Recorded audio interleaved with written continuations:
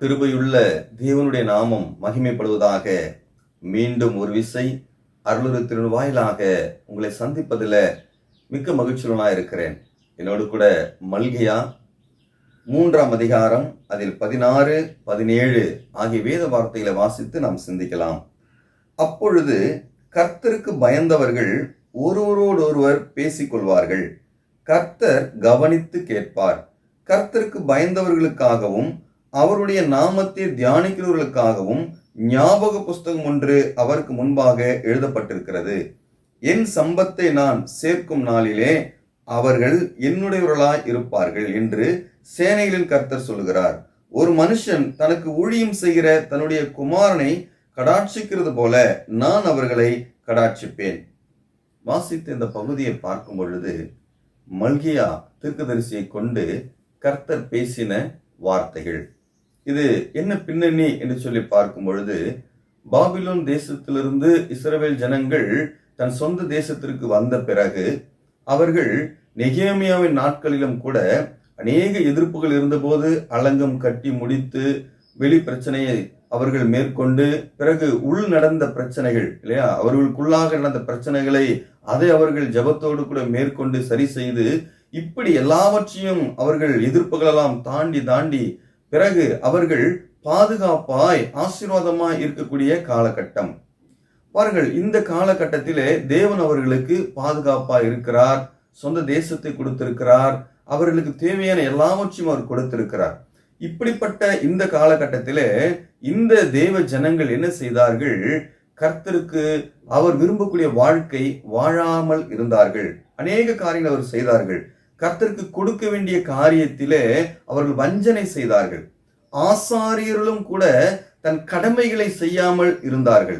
அங்கு பார்க்கும் பொழுது கர்த்தருக்கு கொடுக்க வேண்டிய காரியத்திலே ஊனமுடையதை அவர்கள் கொடுத்தார்கள். அது மாத்திரமல்ல, கர்த்தருடைய பந்தியை அசட்டை செய்யக்கூடியவர்களாக அவர்கள் இருந்தார்கள். இன்னும் பார்க்கும் பொழுது அவர்கள் அந்நிய பெண்களை விவாகம் செய்யக்கூடியவர்களாக மாறி போனார்கள். இன்னும் தனக்கு இருக்கக்கூடிய மனைவியை என்ன செய்கிறார்கள்? தள்ளி விடுகிறார்கள், அதாவது விவாகரத்து செய்கிறார்கள். இப்படி அவர்கள் துணிகரமாக தன் சொந்த மனைவிக்கு துரோகம் செய்யக்கூடிய வாழ்க்கையும் அங்கு நிறைந்திருந்தது. பிரியமானவர்களே, இப்படிப்பட்ட ஒரு சூழ்நிலை மாத்திரமல்ல, அவர்கள் கடினமுள்ள வார்த்தைகளை பேசக்கூடியவர்களாக இருந்தார்கள் கர்த்தருக்கு விரோதமாய். இப்படிப்பட்ட சூழ்நிலையில்தான் மல்கியா இந்த வார்த்தையை சொல்கிறார். அப்பொழுது கர்த்தருக்கு பயந்தவர்கள் என்ற வார்த்தை அவர் சொல்லுகிறார். பிரியமானவர்களே, கர்த்தருக்கு பயமில்லாத வாழ்க்கையை வாழ்ந்து கொண்டிருக்கிறீர்களே, ஒருவேளை இந்த கூட்டத்திற்குள்ளாக நீங்கள் கர்த்தருக்கு பயந்தவர்கள் இருப்பீர்கள் சொன்னால், கர்த்தருக்கு பயந்து நீங்கள் இருப்பீர்கள் சொன்னால், தேவன் இந்த நிலைமையிலும் உங்களுக்கு அவர் என்ன செய்கிறார் என்று அவர் சொல்லுகிறார். பாருங்கள், அவர் என்ன செய்கிறார்? அப்பொழுது கர்த்தருக்கு பயந்தவர்கள் ஒருவரோடு ஒருவர் பேசிக்கொள்வார்கள், கர்த்தர் கவனித்து கேட்பார். நீங்கள் கர்த்தருக்கு பயப்படுவீர்கள் என்று சொன்னால் நீங்கள் என்ன பேசுவீர்கள்? கடினமுள்ள வார்த்தைகள், தேவனுக்கு விரோதமான வார்த்தைகள் வராது.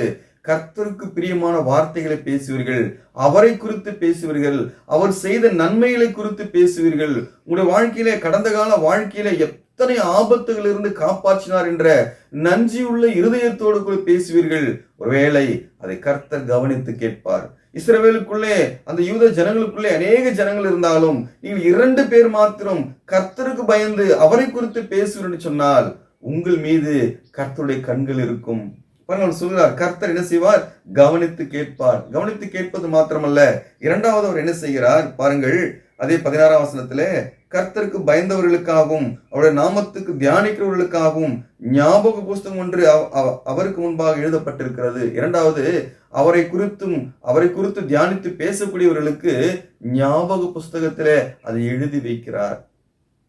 ஒரு நாள் என்ன செய்வார்? அதற்கான வெகுமதிகளை கொடுக்கக்கூடியவராக இருக்கிறார்.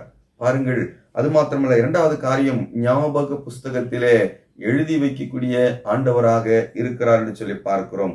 மூன்றாவது 17ஆம் வசனம், என் சம்பத்தை நான் சேர்க்கும் நாளிலே அவர்கள் என்னுடையவர்களாய் இருப்பார்கள் என சொல்கிறார். அவர்கள் என்னுடையவர்கள். என் சம்பத்தை நான் சேர்க்கக்கூடிய நாளிலே, எனக்கு இருக்கக்கூடிய, நான் விரும்பக்கூடிய காரியத்தை சேர்க்கக்கூடிய நாள் உண்டு. அந்த நாளிலே இப்படி கர்த்தருக்கு பயந்து அவரை குறித்து பேசக்கூடியவர்களுக்கு நான் என்ன செய்வேன்? அவர்கள் என்னுடையவர்கள் என்று சொல்லி நான் சாட்சி கொடுக்கக்கூடியவராய் இருப்பேன்.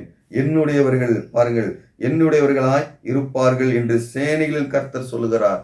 அது மாத்திரமல்ல, அடுத்து நாம் பார்க்கிறோம் 17வது வசனத்திலே, ஒரு மனுஷன் தனக்கு ஊழியம் செய்கிற தன்னுடைய குமாரனை கடாட்சிக்கிறது போல நான் அவர்களை கடாட்சிப்பேன். கடாட்சிப்பேன் என்ற வார்த்தை எதை குறிக்கிறது என்று சொன்னால், காப்பாற்றுகிறேன். அதாவது இங்க பார்க்கிறோம், ஒரு மனுஷன் தனக்கு ஊழியம் செய்கிற தன்னுடைய குமாரனை கடாட்சிக்கிறது போல. அதாவது ஒரு அப்பாவுக்கு மகன் சேவை செய்யும் பொழுது அந்த அப்பா அந்த மகனை எப்படி காப்பாற்றுவார்? எனக்கு பிரியமான மகன், என் செல்ல மகன், என்னுடைய வார்த்தைக்கு கீழ்ப்படியக்கூடிய என் மகன் இல்லையா? அதுபோல எனக்கு பயப்படக்கூடியவர்களை என் மகனாக எண்ணி நான் என்ன செய்வேன்? அவர்களை காப்பாற்றுவேன் என்று வாக்கு கொடுக்கிறார்.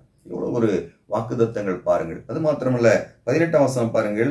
அப்போது நீங்கள் நீதிமானுக்கும் துன்மார்க்கனுக்கும் தேவனுக்கு ஊழியம் செய்கிறவனுக்கும் அவருக்கு ஊழியம் செய்யாதவனுக்கும் இருக்கிற வித்தியாசத்தை திரும்பவும் காண்பீர்கள். வித்தியாசப்படுத்தி காண்பிப்பார். கர்த்தருக்கு பயப்படக்கூடிய மனுஷன், கர்த்தருக்கு பயம் இல்லாத மனுஷன், இவர்களுக்குள் இருக்கக்கூடிய வித்தியாசத்தை தேவனே காண்பிப்பார். பாருங்கள், இவையெல்லாம் அவர் கொடுக்கக்கூடிய வாக்குத்தத்தங்களா இருக்கிறது. பிரியமானவர்களே, இந்த நாளிலே நாம் கர்த்தருக்கு பயப்படுகிறோமா? நம்மை சுற்றிலுமா இருக்கக்கூடிய ஜனங்கள் தேவ பயம் இல்லாதவர்களாய் இருந்தாலும் நாம் அதில் எப்படி இருக்கிறோம்?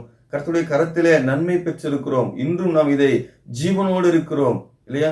இன்றும் ஜீவனோடு இருக்கிறோம். எத்தனை பேர் மருத்துவமனையில ஐசியூ வார்டிலே உறவினர்கள் போராடி கொண்டிருக்கிறார்கள். நாம் இன்றைக்கு ஜீவனோடு இருக்கிறோம், ரட்சிக்கப்பட்டிருக்கிறோம், நித்தியத்துக்கு ஏதுவாய் ஓடிக்கொண்டிருக்கிறோம். அநேக பாதுகாப்பு நம்மை அவர் பாதுகாத்திருக்கிறார். நாம் இப்ப கர்த்தருக்கு பயந்து அவரை குறித்து தியானித்து அவர் செய்த நன்மைகளை எண்ணி பார்த்து நாம் வாழ்ந்து கொண்டிருக்கிறோமா இல்லையா? அவருடையவர்களாய் இந்த உலகத்தில் வாழுகிறோமா?